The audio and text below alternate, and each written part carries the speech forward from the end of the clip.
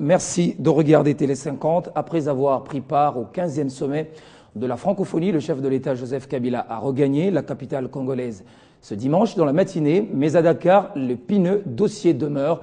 Qui succédera à l'actuel secrétaire général de la francophonie, Abdou Diouf? Jusque-là, aucun consensus n'a donc été trouvé.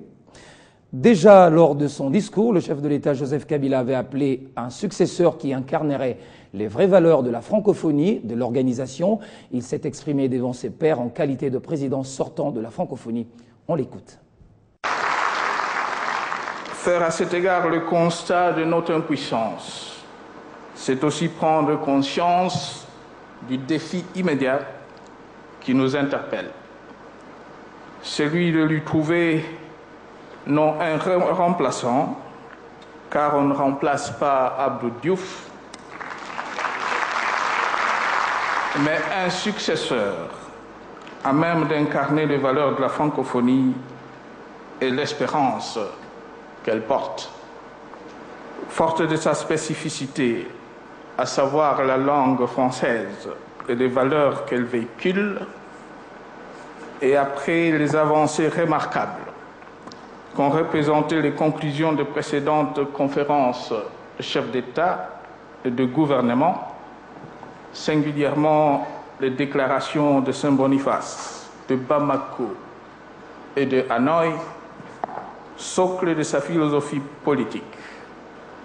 Notre organisation a poursuivi sa mue en ouvrant à Kinshasa l'ambitieux chantier d'une francophonie économique en phase avec les exigences du développement durable. Nous sommes heureux d'annoncer qu'au terme de 2 longues années de maturation, à la faveur tant de réunions statutaires de ces organes que de concertations ministérielles ad hoc consacrées à des thématiques spécifiques, dont le changement climatique, la francophonie dispose aujourd'hui d'une stratégie économique qui fait la part qu'elle mérite à l'économie verte et dont le projet va être soumis à la sanction des chefs d'État et de gouvernement à l'occasion de ce sommet. Allez, si vous fêtez votre anniversaire aujourd'hui, n'oubliez pas que la MONUSCO fête également le sien, mais sur un fond plus ou moins contrasté, puisque son bilan divise la population congolaise. On en parle dans ce journal avec Bina Makabelou, analyste politique indépendant. Il nous vient de l'étranger. Bienvenue. Merci. Alors, on va faire le point sur cette question, puisque je l'ai dit tantôt, que la MONUSCO fête 15 ans d'existence en République démocratique du Congo. Alors, est-ce que la MONUSCO représente pour vous une vraie partenaire de la RDC dans la recherche de la paix durable? La MONUSCO est en RDC depuis 15 ans, mais depuis que la MONUSCO est là, elle a réalisé un bilan qui est un peu mitigé. Un bilan mitigé. Pourquoi? Un bilan mitigé parce que d'un côté, nous voyons que la MONUSCO était venue pour la sécurisation des provinces qui étaient en conflit, mais nous avons remarqué beaucoup de dégâts, sinon des gabegies de la part de la MONUSCO. La MONUSCO, en général, elle a engagé, sur le plan économique, elle a fait des choses puisqu'elle a engagé la population locale, mais avec le salaire. Avec un salaire médiocre. Ils ont occupé les beaux quartiers de nos villes, de nos grandes villes. Eh bien, ce quartier, nous avons trouvé que le prix de maison a flambé. Il y a eu des prix extravagants. Cela n'a pas contribué bien à l'économie du pays. Mais également, sur le plan de l'emploi même, aujourd'hui, quand ils étaient obligés de changer leur quartier général, de Kinshasa à Goma, ils ont renvoyé des milliers de gens au chômage. Au chômage. Puisque tous ces gens, ils disent qu'ils étaient des journaliers. Alors, ils n'avaient aucun contrat. Alors, au regard de tout ce que vous décriez, est-ce que ça vaut la peine que la MONUSCO poursuive sa mission en RDC? En tout cas, la MONUSCO, pour le moment, la MONUSCO n'a pas vraiment la chance de poursuivre parce que la MONUSCO ne partage pas le point de vue de notre population.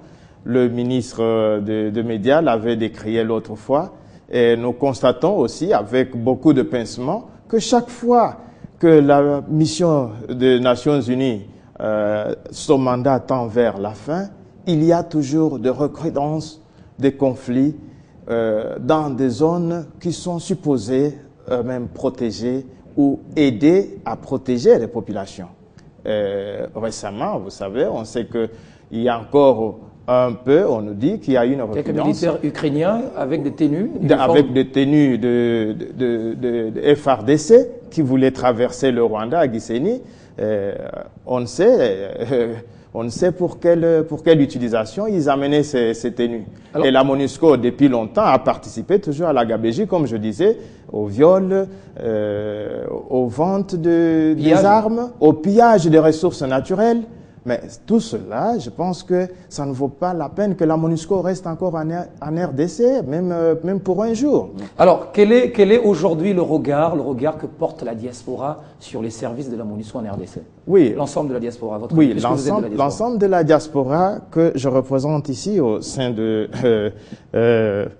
Sauvons le Congo, Agir pour le Congo, nous disons que la MONUSCO doit pas... Et moi, nous interpellons même notre gouvernement, nos politiques, si possible, de s'en passer de l'ONU. Puisque l'ONU, si nous regardons l'histoire, l'ONU a toujours fait de mal à la RDC. Donc nous avons besoin du monde, comme le monde a besoin de nous, mais dans l'histoire, regardez, depuis 5 années, depuis l'indépendance, si le père de l'indépendance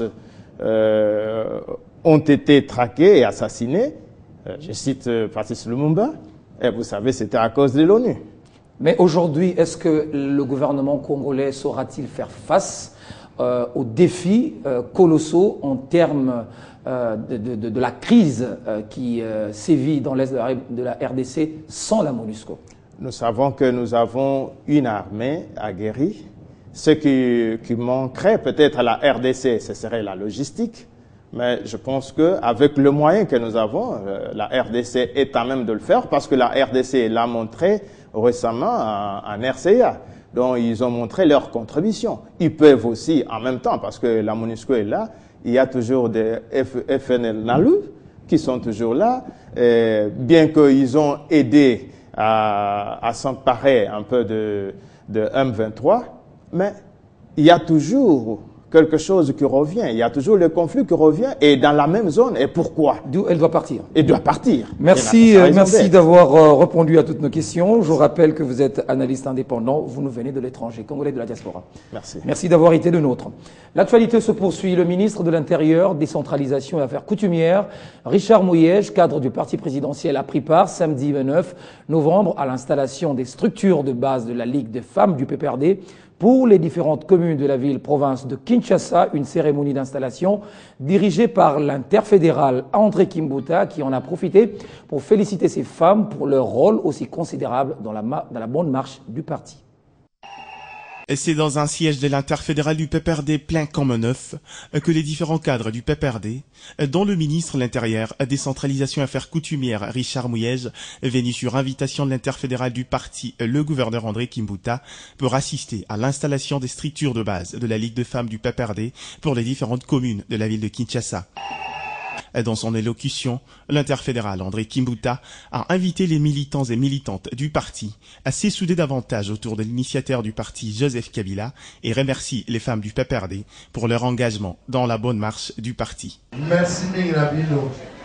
Parti Nabiso Zokele Liboso Bobino Atrosibia. Bobanga Ezala Epai Nabilo Te. Mokoyo RDC Topesa Epai ya. Yamwa Nabiso Lobola Totie Nzambe Liboso. Tokobanga Batamokili. Actualité oblige, l'interfédéral, le gouverneur de Kinshasa, a fustigé les allégations faites par Human Rights Watch dans son rapport sur le présumé crime commis lors de l'opération Likofi. Bino boleli, l'État Sougi, moi qui m'aime au Koti, pour droit les allégations, Soko Kangi Bolona, Soko Kangi droit de l'homme. Soko Kuluna a passé pour ma maman, droit de l'homme. Et c'est par un moment de réjouissance entre cadres et militants du parti que s'est clôturée cette cérémonie. Au Kasaï oriental, le budget provincial exercice 2015 est désormais connu. Il s'élève à plus de 175 milliards de francs congolais. Le projet a été défendu par le gouverneur Alphonse Ngoï Kassandié, jugé recevable à l'unanimité par l'ensemble des députés au cours de la dernière plénière de l'Assemblée provinciale. Chris Machibenkoumfa. 137 milliards 988 millions 944 000, c'est le budget de la province du Kasaï oriental, exercice 2015. Ce projet a été jugé recevable à l'unanimité par les députés provinciaux au cours d'une plénière marathon de ce jeudi 27 novembre 2014. Le gouverneur des provinces Alphonse Ngoï Kassandié a défendu ce projet de budget en détaillant toutes les grandes lignes. Il prend en compte les grandes priorités de la province du Kasaï oriental et surtout en rapport avec les social de la population. Bien avant, Alphonse Ngoï Kassandié avait également défendu les projets dédiés de reddition des comptes pour l'exercice 2013 et les rapports d'exécution du budget 2014 au premier trimestre. Dans leurs interventions, les députés provinciaux du Kasaï oriental ont félicité les chefs de l'exécutif provincial pour les différents ouvrages à impact visible réalisés dans la province du Kasaï oriental, tels que les routes à dessert agricole, les écoles, les hôpitaux, sans oublier les plus récents ouvrages de tous, la construction du stade Kachala-Bonzola, une première au Kasaï oriental. Les deux projets déclarés recevables ont été envoyés à la commission économico-financière pour amendement. L'actualité sur le continent en Égypte, un tribunal a abandonné samedi les accusations portées contre l'ancien président Hosni Moubarak. Un non-lieu a été rendu à la fois pour le dossier de complicité de meurtre lors de la révolte populaire de 2011 et pour le dossier d'accusation de corruption. Un jugement retentissant, mais Moubarak reste toutefois en prison où il purge une peine de 3 ans pour une autre affaire de corruption. Âgé de 86 ans, l'ancien président Hosni Moubarak a été acquitté par la justice égyptienne alors qu'il était accusé des complicités de meurtre de centaines de manifestants durant la révolution de 2011, surtout d'avoir ordonné à la police de réprimer les soulèvements populaires ayant fait 846 morts et qui a eu raison de son régime. La Cour a également blanchi ses fils Alaa et Gamal d'accusations de corruption dans le cas de la vente de gaz naturel égyptien à Israël.